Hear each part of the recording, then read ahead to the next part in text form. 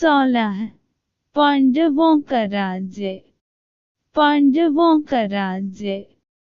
पांडवों का राज्य लौटने का आग्रह और दोनों पक्षों की कृष्ण से सहायता की मांग राज्य सुशर्मा तथा कौरवों को रणभूमि से भग देने के बाद पांडवों ने स्वयं को सार्वजनिक रूप से प्रकट कर दिया। उनका असली परिचय पाकर राजा विराट को अत्यंत प्रसन्नता हुई और उन्होंने अपनी पुत्री उत्तरा का विवाह अर्जुन के पुत्र अभिमन्यु के साथ बड़े ही धूमधाम के साथ कर दिया। इस विवाह में श्री कृष्ण तथा बलराम के साथ ही साथ अनेक बड़े बड़े राजा महाराजा भी सम्मिलित हुए। अभिमन्यु के विवाह के पश्चात पांडवों ने अपना राज्य वापस लौटने के उद्देश्य से श्री कृष्ण को अपना दूत बनकर हस्तिनापुर भेजा। धृतराष्ट्र के राजसभा में यथोचित सत्कार और आसन पाने के बाद श्री कृष्ण बोले, हे राजन, पांडवों ने यहाँ उपस्थित सभी गुरुजनों को प्रणाम भेजते हुए कहलाया है कि हमने पूर्व किए करार के अनुसार 12 वर्ष का वनवास तथा 1 वर्ष का अज्ञातवास पूरा कर लिया है। अब आप हमें दिए वचन के अनुसार हमारा आधा राज्य लौट दीजिए। श्री कृष्ण के वचनों को सुनकर वहां उपस्थित भीष्म, विदुर, द्रोण आदि गुरुजनों तथा परशुराम, कण्व आदि महर्षिगणों ने धृतराष्ट्र को समझाया कि वे धर्म तथा न्याय के मार्ग में चलते हुए पांडवों को उनका राज्य तत्काल लौट दें। किंतु उनकी इस समझाइश को सुनकर दुर्योधन ने अत्यंत क्रोधित होकर कहा, ज्येष्ठ पुत्र होने के नाते इस राज्य पर मेरे पिता धृतराष्ट्र का अधिकार था, किंतु उनके अंधत्व का लाभ उठाकर चाचा पांडु ने राजा सिंहासन पर अधिकार कर लिया।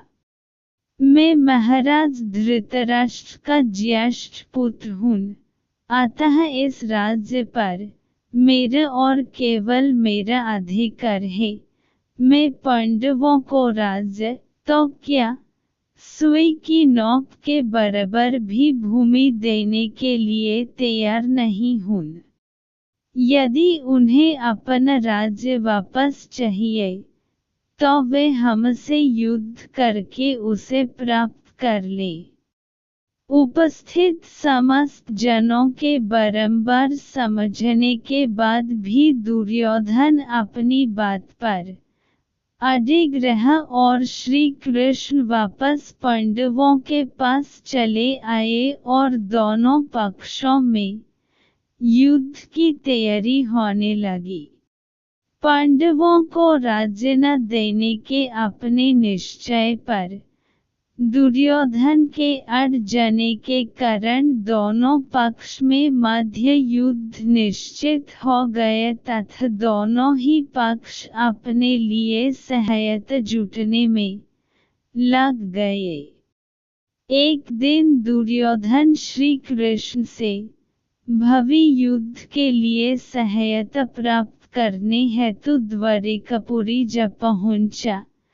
जब वह पहुंचा उस समय श्री कृष्ण निद्रामग्न थे, अतएव वह उनके सिरहाने जा बैठा।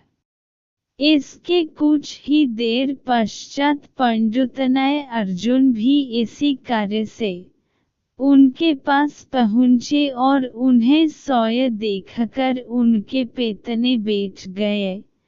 जब श्री कृष्ण की निद्रा टूटी तो पहले उनकी दृष्टि अर्जुन पर पड़ी। अर्जुन से कुशल क्षेम पूछने के भगवान कृष्ण ने उनके आगमन का कारण पूछा। अर्जुन ने कहा, भगवान मैं भावी युद्ध के लिए आपसे सहायता लेने आया हूँ। अर्जुन के इतना कहते ही सिरहाने बैठा हुआ दुर्योधन बोल उठा, है कृष्ण मैं भी आपसे सहायता के लिए आया हूँ, चूंकि मैं अर्जुन से पहले आया हूँ, इसलिए सहायता मांगने का पहला अधिकार मेरा है।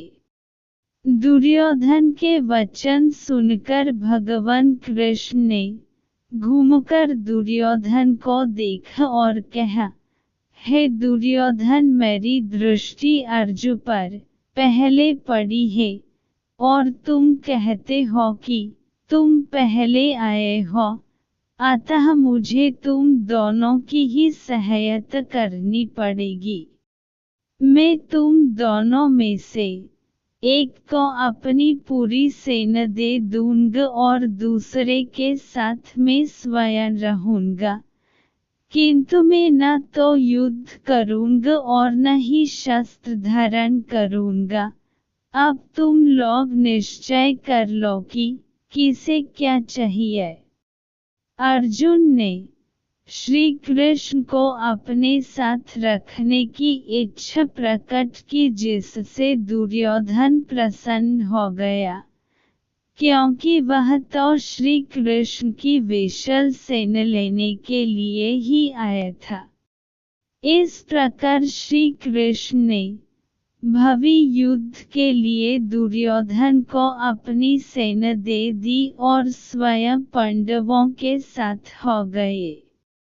दुर्योधन के जाने के बाद श्री कृष्ण ने अर्जुन से पूछा, है पार्थ मेरे युद्ध नहीं का निश्चय के बाद भी तुमने क्या सोचकर मुझे मांगा। अर्जुन ने उत्तर दिया, भगवान मेरा विश्वास है कि जहन आप हैं वही विजय है, और फिर मेरी इच्छा है कि आप मेरे सारथी बने। अर्जुन की बात सुनकर भगवान श्री कृष्ण ने उनका सारथी बनना स्वीकार कर लिया।